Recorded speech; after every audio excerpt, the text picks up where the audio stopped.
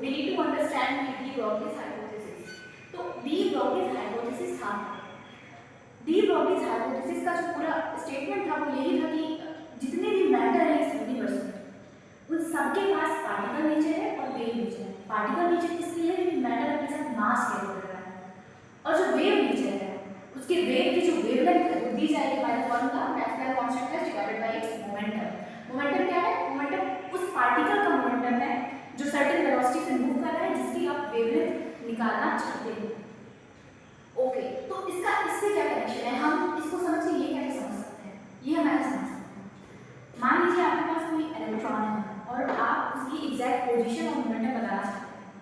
कोई भी चीज को देखने के लिए, ऑब्जर्व करने के लिए हमको जरूरत पड़ती है किसकी? लाइट की। तो हम भी सर्टेन फ्रीक्वेंसी और वेवलेंथ लाइट इसके ऊपर छोड़ेंगे, और हमको पता है लाइट में फोटॉन्स एनर्जी पैकेट्स होते हैं जो सर्टेन मोमेंटम अपने साथ कैरी करते हैं। अब ये फोटॉन्स को हमने छोड़ा इस इलेक्ट्रॉन पे जिसकी हमें एक्यूरेट पोजीशन और मोमेंटम बताना है। ये गया इससे कोलाइड करके वापस लौटा। अब ये जो हमारे पास फोटॉन है इसके पास कुछ मोमेंटम है जो दिया जाएगा h बाई लैम्डा।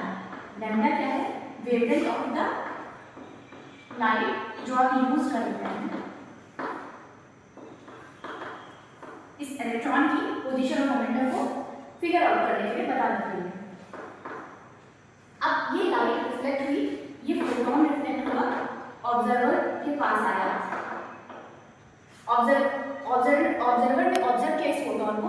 इस फोटोन ने इंफॉर्मेशन दी ऑब्जर्वर को कि इलेक्ट्रॉन यहाँ है, क्योंकि कोलिजन यहाँ हुआ था, और इसको जो इंफॉर्मेशन मिली वो ये मिली कि इलेक्ट्रॉन जो था वो इस पार्टिकुलर पोजीशन पे है। लेकिन एक्चुअली में हुआ क्या था? यहाँ पे जब इस फोटोन इलेक्ट्रॉन का कोलिजन हुआ तो उस प्रोसेस के दौरान सर्टेन मोमेंटम ट्रांसफर हुआ। ये आपने मैकेनिक्स में सीख रखा होगा।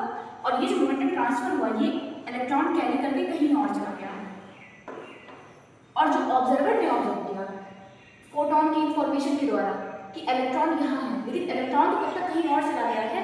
और ये जो पूरी प्रोसेस थी इलेक्ट्रॉन की पोजीशन और मोमेंटम को मेजर करने की, इसी ने कॉज कर दिया कि उसकी पोजीशन और मोमेंटम में अनसर्टेनिटी